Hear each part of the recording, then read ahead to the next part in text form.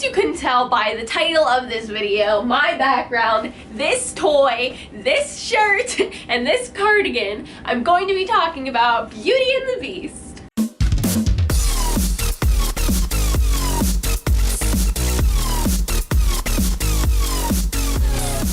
Everybody knows that the new Beauty and the Beast live-action movie came out this weekend. On Sunday, I got a chance to see it, and I loved it. I thought it was great. So haters, back off. It was super fun seeing it because Elise and I actually Disney-bounded together. I was Gaston and she was Belle, and this was her first Disney-bound, so I say thumbs up for Elise. It was also my first time seeing a movie in a recliner chair. So in the theater, the chairs were very fluffy and the feet came up so you could put your feet up, and it was crazy. That was just icing on the cake. That was great. We saw it in 3D, which I'm super glad we did. I feel like in 2D there are things that you would miss.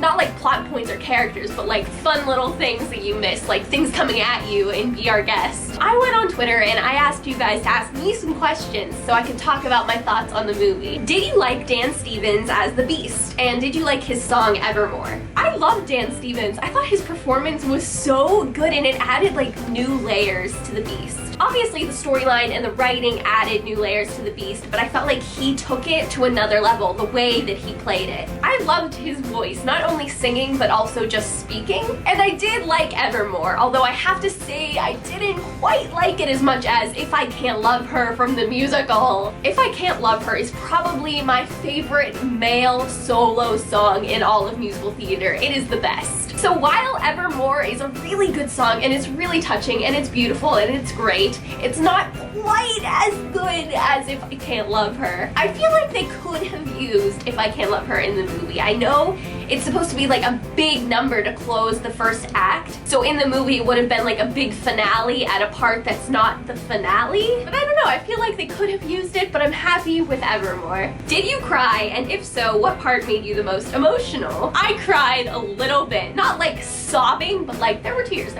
And it was during the Beast and Gaston fight. Luke Evans, I love him. Everybody knows I love him. He is on my list of baes.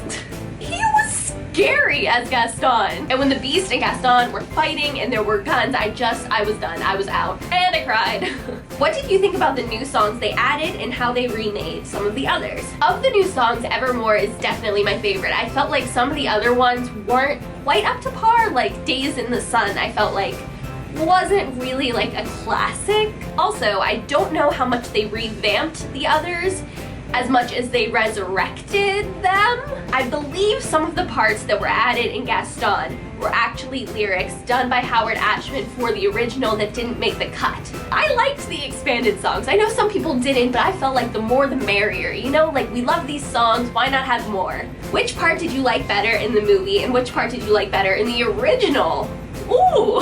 I think something, this isn't really a specific part, but something I liked about this movie was the progression of the Beast and Belle's relationship. You could see the friendship building rather than just she's his prisoner, they're in love. I thought that was really nice. Something I liked better in the original was probably, oh my gosh, I don't know. Maybe Be Our Guest. I feel like the original Be Our Guest is just such a classic that it's hard for me to like think of it in a new way. I felt like with a new Be Our Guest, it was more about like, look what we can do with CGI rather than like, I don't know how to describe it. I just think I like Be Our Guest in the original a little bit better. Did the movie make you fall in love with any of the actors or actresses? Well, I'm already in love with Luke Evans, but every time I see him, I love him more. I love Luke Evans, guys. I just really do. I feel like this movie made me love Josh Gad even more. I loved him as Olaf, and I loved him as Elder Cunningham. But for some reason in this, he just really shined. He was like a total scene stealer. So maybe him?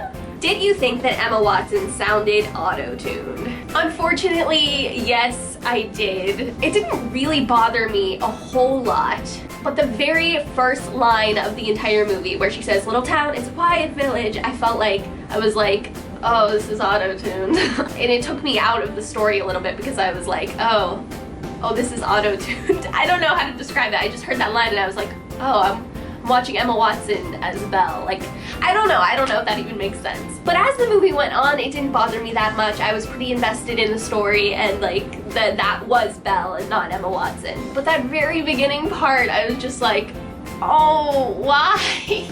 Do you prefer Maurice the inventor or Maurice the artist? I don't know, that's a good question. I feel like maybe the inventor, because I felt like had he been an inventor going to a fair, it would have made more sense for him to get lost. He was going somewhere he had been before, so I don't really quite know why he got lost this time. In the original, he was an inventor, he was going to this fair convention thing, and it made a lot more sense for him to get lost, but that was the only reason why I prefer him being an inventor. Thoughts on knowing what happened to Belle's mother? I loved all of the new backstory we got. I loved knowing more about the characters and where they came from and why they were, how they were. But I do think that the Atlas part was a little bit weird. Not bad weird. It wasn't bad, like I didn't hate it. It just sort of felt like we were leaving Beauty and the Beast and going to a separate movie. Like with them going to Belle's home and just like that whole part to me felt like we were leaving one movie and going into another. I think they could have done it in a different way where it didn't feel so much like a separate movie. Had the Atlas been a more important part of the movie, maybe it would have made more sense. I don't know, just something about it felt a little bit weird, and it kind of took me out of the story when I was really invested. But I do like that the Beast and Belle bonded, and I like knowing more about the characters, so it's half and half. What was your favorite song? I think Gaston stole the entire thing. The energy of that song, the little stomp dance break, the added parts. It just got me feeling like really pumped up, and I wanted to stand up on my recliner chair and be like, no one. I just think they did that really, really well. And Luke Evans, I keep saying I love Luke Evans, I just really love Luke Evans. And Gaston as a character holds a very special place in my heart because of my video that I captured in Disney World. I just felt like that number jumped right from the animated screen to the live people screen. It was just really good. Did you get the same feeling you probably did when you were 5 by watching it? I think so. It was very magical. The music, the costumes, the set, everything about it was so magical and just dazzling. Like, it was like sparkles were coming at my face. I loved it, and I definitely want to see it again. There you have my thoughts on the new Beauty and the Beast. Let me know what you thought in the comments below. I would definitely love to hear. I'm hoping that with these live action remakes, they just keep getting better and better and better. I love you all. Stay beautiful, you people. Bye!